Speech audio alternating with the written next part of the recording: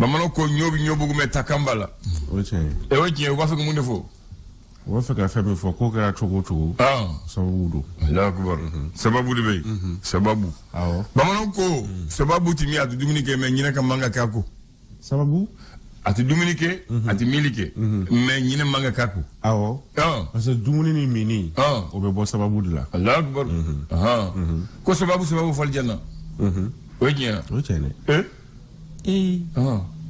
normalement awa sumolo tina damne sinia sumolo tina damne sinia abna damne etna suma amna sum ebna sumuna muna bisu ala koso voilà o sababu do de bo ko ke pour le jardin de soro ibi yere je dumna ki yere je fembela o ka gwe feno de be ka ke feno de kamawo mais muskoroba do konema ko ni sababu e kien ko daga fane de galon de o glone be nyona sababu ndaha udulu nyona ati ko iya uta udulu nyona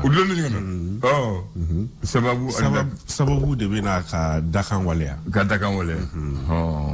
ko dakan tigi o danga kunte ai ma me mugoro fogo demi dalino duguti ya kama kote sabam nana asikato la voilà ko de kanga ga fon fe ibokoi Allah akbar do fana ko kumbidi me kuntere te di de kuntere oche kumbedi kuntere te di o dile no ga koro o no gole no ga koro ayo tabarakallah ayo bismillah ye arabaye marskalo kile mukan ani fla samba fla ni mukan ani saba ade bakri ko jate bi bakri ko jate ko kalo kanga sa o ni su koro drobna sankolo fla ni le bibo ay bi honi sikabe kalo abe ye biya kalo de le o bla sangolo la jeni kalo bibo abibo écoutez abibo d'accord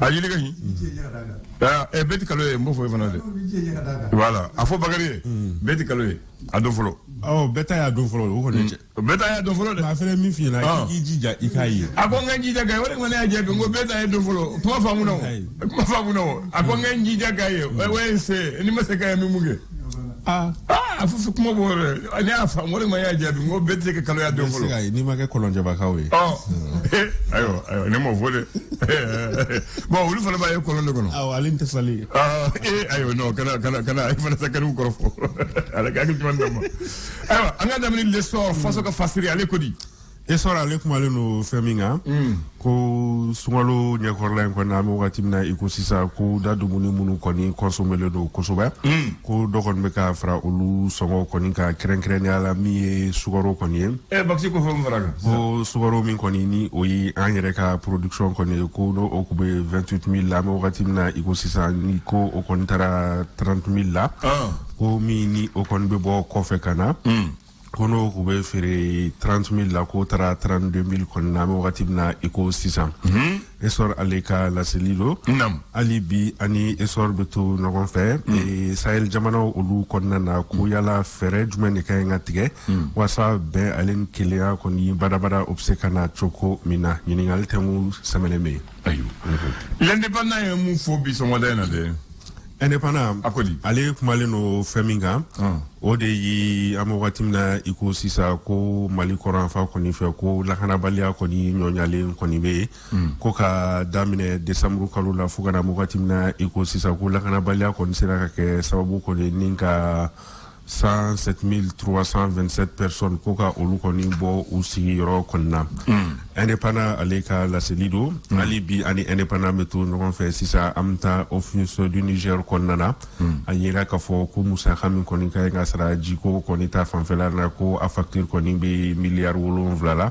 ko abina fo niata ka lagay kame sigila ko biduru ko lu kon kay ngata ji bondo nunu koni entretien kon na wasa Sénégal bu sega ji soro ala nyini la chugomina indépendant alibiana beto no kon fe ayira ka fo ko sani ni marsikalo klebi saba ani kelen kon je ko maliko na ayira ka fo ko mako koni be se fawar milliard keme aleni mukan koni na yuma muko koni bulokoro wasa kase kana noya ninkana ni noya choko mina indépendant aleka la selido l'indicateur de nouveau allez mon faut ce moderne de indicateur de renouveau ale kuma no faminga o de kalango i krengrene ala faso ale ka kalanso kondana ni o lycée public ko ni ko lycée public ko na mo gatimna ikosisa ko u koni chaman ko ni be ko u koni konna ko ni cheneno ko krengrene ala kaita ko ni ko okmo ko fora ko nga sisa ko ni ko gela ko be kanda o bamako ta konna ja konna nyabe lycée mina o ye kangu musa ko ni indicateur de renouveau ale kala selido ali bi ana beto ɲɔgɔn fɛ a yira k'a fɔ kɛnɛya ko ta fanfɛla la ale ni ka dɛmɛ ta ka ɲɛsin adamadenya ma o ta fanfɛla la min ye médecins sans frontières ko san 2022 kɔnɔna na ale kɔni dɛmɛ ta ka ɲɛsin mali ma min musaka bɛ taa sefa wari miliyari 14 na indicateur de renouveau ali bi ana beto ɲɔgɔn fɛ a yira k'a fɔ min ye sogonugo ale commissariat ko luka wulika jodo ko ni sira ka ke sababu ko ni nga tege ke réseau do ko na mi ni olu ko ni ko be siraba ka sebo ko ni kolon glan ka di mokoma indicateur de renouveau alibi ana beto no kon fe ayira ka fo ni cap de zangaso kapu gela ko ko be olu ka la fasal to aleni kapu ko ni no konche amawati na ko sisa ko si fo ko ni kera mi sira ka ke sababu ni nga gela ko folen ko ni wuli me talike kalangota hukumu konnana yira ka fo ko kere mi me talike kere kalanso ko olu koni tigu koni be barabla konna hukumu konnana kere kalanso koni école karamogo yira ka fo ko école so tigu koni kembe ka bembere koni ke oluka le républicain ale kumaleno feminga odi be alen kilia bolono blanc sebe mi koni kira o la wala lika a wakati mina ko sisa ko sinsili koni be ka ke minka ko na se ka ke sababu koni ni kana ni gelea koni be alen kilia bolono blanc sebe ni koni kira républicain ale ka la selido abla anan les échos les échos ale kumaleno feminga wakati mina ko sisa ko bamako ko kon kembe ka sharia kura koni ta uire marajita hukumu konnana ko meri konna kibe monogami koni signé walma ateke les échos ale ka la selido ali biana beto no fe yira ka fo ko anniversaire ale koni feteli koni ko o koni kembe fenwara koni am wakati mina iko sisa bamako ya les échos ale ka la selido Sud matin ale kumale no feminga o de ko ministre mi nyachino no musaga ko ko nyana boliba no o yi ministre de l'économie et des financiers ko ale koni foli krenkrene kon taka nyashi Amadou Konaté mani ale douane directeur général koni aka wulika jo ale ni aka chesri hukumu konnana Sud matin ale ka la seldo le canard déchaîné ale kumale no feminga Nicolas Sarkozy président Koro France président Koro ale ayira ka fo ko Europe continent ko no continent brutalité o ba ira babanangana ale rebula ko Europe a barbar ko anoko bakan continenté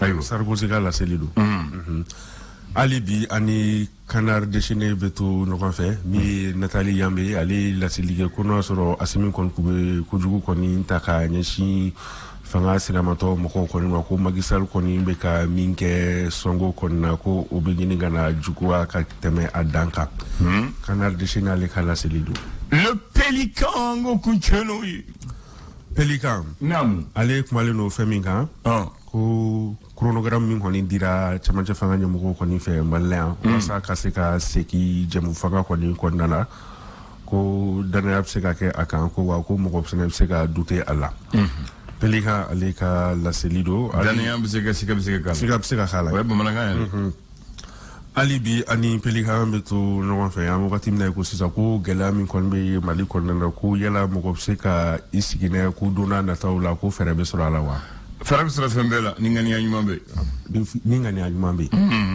sinon mati de se fere ma fora kan ni ngani anyumambe fere be fembela Etienne Niare 2012 asra ibe mi 2012 asra mi ande asra ibe ay bamako bama Niare ami domuna anyongo we ala ke hinati de la bindon dans la nuit du 21 ça dit que kata suro kana binyona ko be yele mana mali le fanga o irola kato kan sunyeta asimi bi romina watimina Kasoro Sadio Gassama de Toumé, ministre de la Défense. De la Défense, effectivement.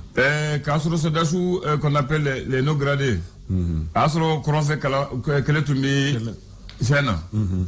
Donc, au lieu de Founouna, donc, Aya Tara Kobu Koumoufe Kaoudoussouda, Oya Tobe Noni. Il faut Sadio Saga, Sadio de Taraka Beta Koumoufe. Non, il faut Sadio Taraka, comme tu as commencé à souffrir. Kouka Founou Bla. Founou de Aya To, Nyangani Founou Yela. Akara Founaï. Demze nous fana Founouna. Quoi comme Abiketa. Quoi l'oubnata foi tété les faits. Palais là. Mounekara. Donc, mitinérie. C'est là où forêt mitinérie, c'est là où il y a encore des amours de femmes, amours de chef là, amours de ordre là, amours de mitinérie, c'est là où c'est. C'est-à-dire que, chéra du bonheur, fanga du bonheur, ordre de respecter, chef hérité, en carang et chefé. Donc, vous voyez, à vous dire de Mougou Bonda ou Yokari. Camarama Fonta. Il y a donc. Non seulement au Yokari Camarama Fenta, Benika Malfa, Benika Malfa Kese, ensuite blindé. On va faire blindé au Lubadon. Donc, vous avez d'autres. Quand vous avez parlé, quand vous avez à TTF. C'est là où nous avons. Comme la c'est là où nous avons. Comme vous avez fait. Tu n'as pas sur eux. Hein? Tu n'as pas sur eux. Tu n'as pas sur eux. Ah, comme il y a photo de mina. Ou les femmes, ou t'auras Tchamantiera comment? Kata Songoda fait faux ou l'a fait. Ou Masaka s'est parlé là. Début de là. Et à photo comme là, c'est tout là. Ah, mais il y avait tout le monde. Ah. Moi, en tant que bolé. Ah, tout le monde. Parce que depuis où les Sadio Farala Kaminka, Sadio Bewele que Fama ou les Kafai. Donc, à tête de tout là. Demza ya do à tête de tout là. Je suis fait une requête de flux Paleka. Donc, à tête de ko, moi, c'est quoi faire de faux à tête de ko. Allez koso, c'est dans ce que les camarades font. Que mango fa que roche fou. Amasoma. Amasoma. Amasoma. Ko ni onyana. Ko Amasoma. Jili kana na. À tête ko Amasoma. Amasoma. Fanga Amasoma. Angana angun udala. Anga fereke. À tête de jigina palais kulbali sera fait atara atara à sigi foro.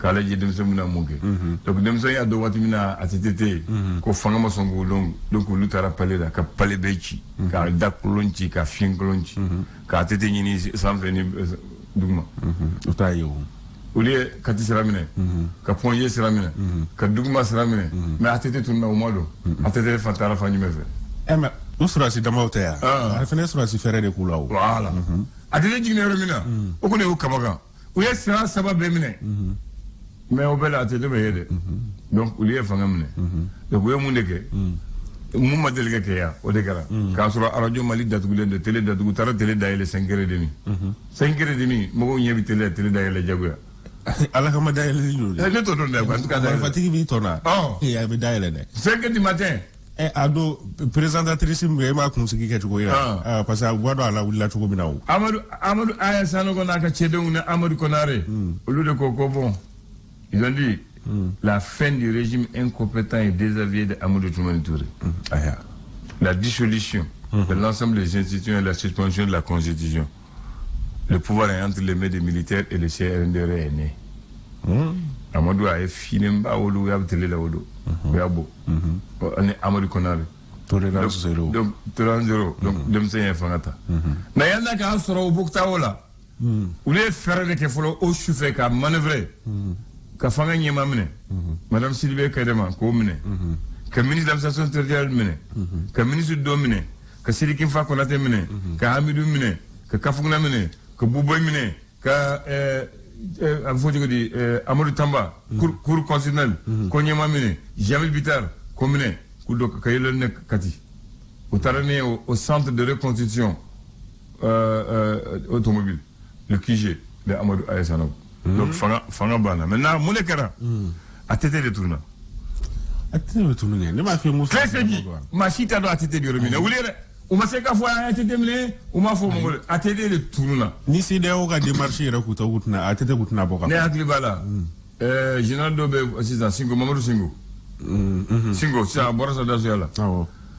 Allez, tu es avec un conseil. Dans tout ça, là, mais à tête de remini. Aba Boloa. Attends, pourquoi il n'a pas le temps de chercher un général fier. Au côté. Ayamoundé, c'est d'ailleurs Nana. Assez kono. Atete balaga bo.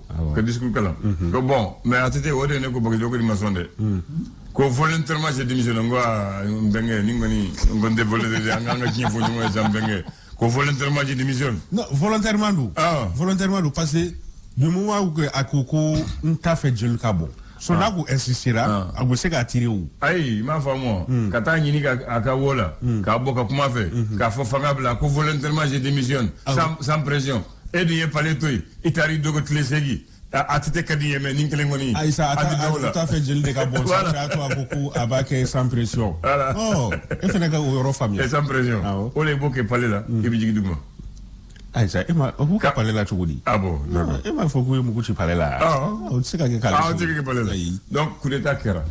Ay fangamne. Mali chorola depuis odo. Phobie amayero so. Et puis, coup d'état kera dron, Bamanti Mokorofo Abana, coup d'état kera, la chaîne de commandement est désorganisée, l'armée est éparpillée, Kidal Tumbo le Menega, Gaomine, Katombokumine, Douanza Faraka, ou les très dur, quoi, Mandiofolo. Et voilà, Domina ou État Djonga Bougo. Vous pouvez Kolubuka frontière d'Atougou, parce que vous avez au pays voisin ou malien, quoi. Kolubuka frontière d'Atougou.